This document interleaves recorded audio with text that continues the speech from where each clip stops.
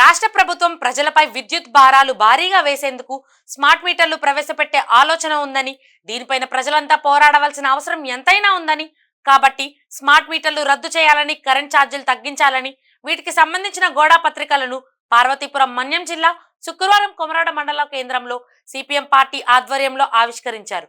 ఈ సందర్భంగా పార్టీ జిల్లా కమిటీ సభ్యుడు కొల్లి సాంబమూర్తి మాట్లాడుతూ, కూటమి ప్రభుత్వం అధికారంలోకి రాకముందు భారాలు వేయబోమని చెప్పి ప్రజలను నమ్మించి నేడు అధికారం వచ్చాక బాదుడుగా అన్ని రకాల నిత్యావసర సరుకులుగా ధరలు పెంచి వేసేలా నిర్ణయాలు చేసిందని, ఇది చాలా అన్యాయం కాబట్టి ఇప్పటికే పెరిగిన ధరలతో సతమతమవుతున్న ప్రజలపై స్మార్ట్ కరెంటు మీటర్లు ఇళ్లకు ఏర్పాటు చేసే మరింత ఆర్థిక భారాలు వేసే ప్రయత్నం చేపడుతుందని, ఇది చాలా దుర్మార్గమని అన్నారు.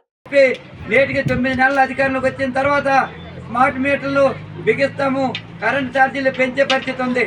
ఈ రోజు ప్రతి ఇంటికి సామాన్య ప్రజలకు 5,000 రూపాయలు, 500 రూపాయలు, 600 రూపాయలు కూడా వచ్చే పరిస్థితి ఉంది. మరి ఇలా పెరిగితే మరి కరెంట్ ఛార్జీలు మరి ఇలా పెరుగుతూ ఉంటే సామాన్య ప్రజలు ఏమవుతుందని చెప్పి తెలియజేస్తున్నాం. కాబట్టి వెంటనే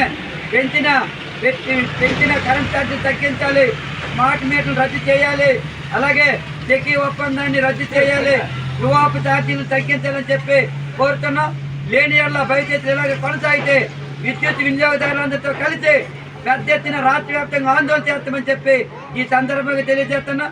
కాబట్టి ఏదైతే ప్రతిపక్షంలోన కూటమి ప్రభుత్వం అధికారంలోకి వచ్చిన తర్వాత విద్యుత్ ఛార్జీలు తగ్గిస్తామని హామీ ఇచ్చారు.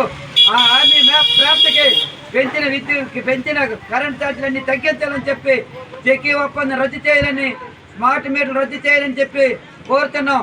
లేని ఏళ్ళ రాష్ట్ర వ్యాప్తంగా పెద్ద ఎత్తున విద్యుత్ వినియోగదారులతో కలిసి పెద్ద ఎత్తున ఆందోళన చేస్తామని చెప్పి ఈరోజు రాష్ట్ర ప్రభుత్వానికి హెచ్చరిస్తున్నాం.